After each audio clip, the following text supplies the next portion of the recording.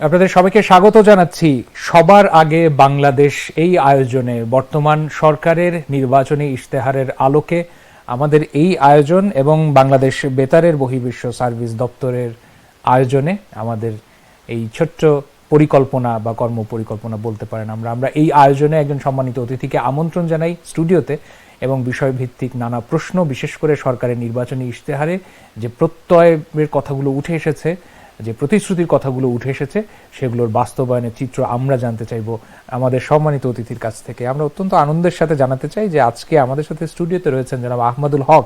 তিনি অতিরিক্ত সচিব, প্রবাসী কল্যাণ এবং বৈদেশিক কর্মসংস্থান মন্ত্রণালয়ে। স্বাগত জানাচ্ছি স্যার, অনেক ধন্যবাদ আমাদের স্টুডিওতে আসার জন্য। ধন্যবাদ আপনাকে, এবং চমৎকার একটা সমসাময়িক প্রবাসী কল্যাণ সম্পর্কিত বিষয় নিয়ে আপনারা আলোচনা শুরু করেছেন। আমি বাংলাদেশ বেতারের দর্শক শ্রোতা ধন্যবাদ জানাই। নিশ্চয়ই স্যার, আপনার নিশ্চয়ই মনে আছে স্যার, গত পর্বে আমরা প্রবাসী কল্যাণ, বিশেষ করে যারা বৈধ পথে কর্মসংস্থানের জন্য প্রবাসে যান তাদের জন্য সরকারের যে বিস্তর পরিকল্পনা, সেটা নিয়ে আপনি আলোচনা করেছিলেন। একই সাথে আমরা জানতে চেয়েছিলাম যে প্রতিশ্রুতিগুলো সরকার নির্বাচনের আগে নির্বাচনী ইশতেহারে উল্লেখ করেছে সেগুলো কোন পর্যায়ে, সেগুলো আপনি সুন্দর করে ব্যাখ্যা করেছেন। বিশেষ করে আমরা একটা সম্যক ধারণা পেয়েছি। এই বিষয় সংক্রান্ত একটা বিষয় না বললেই না, বা সেটা উঠে আসে, সেটা হচ্ছে যে যারা প্রবাসে কাজ করছেন এবং এই কর্মসংস্থানের মাধ্যমে বৈধ পথে আয় করছেন, সরকার সবসময় পরিকল্পনায় বা প্রতিশ্রুতিতে বলেছে যে বৈধ পথের রেমিটেন্স আনার ক্ষেত্রে সরকার এই জায়গায় মনোযোগী, বা এই বিষয়টা নিয়ে তারা ভূমিকা রাখতে চাচ্ছেন এবং মন্ত্রণালয়ে আমরা লক্ষ্য করেছি যে আপনারাও নিরলস পরিশ্রম করছেন সেই ব্যাপারে। এখন পর্যন্ত আমরা লক্ষ্য করেছি যে সেই ক্ষেত্রে অবৈধ পথে টাকা পাঠানো বা হুন্ডি, সেটা একটা বড় চ্যালেঞ্জ হয়ে দাঁড়িয়েছে সরকারের জন্য। কিন্তু তার বিপরীতে আপনাদের যে যুদ্ধ, আপনাদের যে কৌশল, সেগুলো চলমান। একটু বলবেন আজকের আয়োজনের শুরুতে যে হুন্ডির বিপরীতে বৈধ পথে রেমিটেন্স দেশে পাঠানোর ব্যাপারে সরকারের কি পরিকল্পনা বা মন্ত্রণালয় আপনারা কি ভাবছেন? ধন্যবাদ। এখানে আমরা রেমিটেন্স এবং বৈধ পথ অবৈধ পথ নিয়ে আপনি প্রশ্নটি করেছেন। এই মেসেজটি আমাদের প্রবাসী ভাইদের জন্য, ভাই বোনদের জন্য খুবই জরুরি। আমরা রেমিটেন্স কিভাবে বাংলাদেশের অর্থনৈতিক মেরুদণ্ড হয় আমরা প্রায় সবাই জানি। আপনি জেনে অবাক হবেন, গত অর্থ বছরে রেকর্ড 30 বিলিয়নের উপরে রেমিটেন্স এসেছে। এবং এই অর্থ বছর সেই রেকর্ড সহজেই ভেঙে ফেলছে। ইতোমধ্যেই আমাদের মে মাসের 13-14 তারিখ পর্যন্ত রেকর্ডেড 31 বিলিয়নের উপরে রেমিটেন্স চলে আসছে। তাহলে গত অর্থ বছরের চেয়ে আরো আমাদের প্রায় 1.5 মাস আছে, নিশ্চিতভাবেই বাড়বে।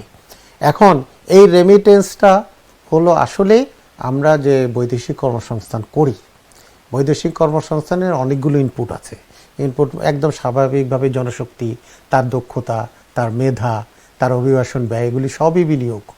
আর ফেরতটা যে ইনপুটটা পাই আমরা, যে ফলাফলটা পাই, তার মধ্যে সবচেয়ে মেজারেবল যেটা, সেটাই হলো রেমিটেন্স, এবং যেটা আমাদের দেশের অর্থনৈতিক পার্থক্য গড়ে দিয়েছে এবং দিচ্ছে।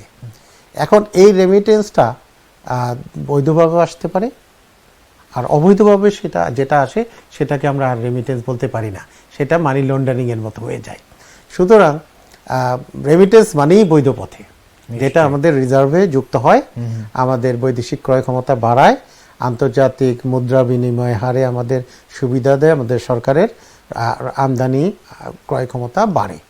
এখন যখন এই যে হুন্ডিতে আসা মানেই একটা কালো অর্থনীতি, ব্ল্যাক ইকোনমিকে সহায়তা দেওয়া। এইটা আমরা প্রবাসী বন্ধুদের এটাই বোঝানোর চেষ্টা করি, আমাদের বিভিন্ন প্রশিক্ষণেও সেটা বলি যে এই যে অবৈধ যে প্রলোভন, এখানে একটা প্রলোভন আছে। তারা বলে এখানে খুব তাড়াতাড়ি পাবেন, এখানে কোনো আপনি হয়রানির শিকার হবেন না, কিন্তু ব্যাংকিংয়ের মাধ্যমে গেলে আপনাকে বিভিন্ন হয়রানির শিকার হবে, আপনি ব্যাংকে গিয়ে বসতে হবে। ভুল কথা। অনেক মিনিমাম সময়ে এখন প্রবাসীর হাতে টাকা পৌঁছে ব্যাংকিং চ্যানেলে, এবং সরকার প্রণোদনা দেয়। এখন এই মুহূর্তে 2.5% দিচ্ছে, এবং সামনে আরও প্রতিশ্রুতি আছে, এটা বাড়তে পারে। প্রবাসী কার্ডধারীদের জন্য হয়তো আরেকটা সরকার পুরস্কার বা প্রণোদনা দিতেও পারেন, আমি আগে ভাগে এটা নিশ্চিত করতে পারছি না। কিন্তু কথা হলো, আপনি যখনই বৈধভাবে পাঠাবেন, আপনার বিদেশের কাজের মূল্য বাংলাদেশের মোট উৎপাদনে যুক্ত হবে, এবং সেটা হবে বৈদেশিক মুদ্রায়।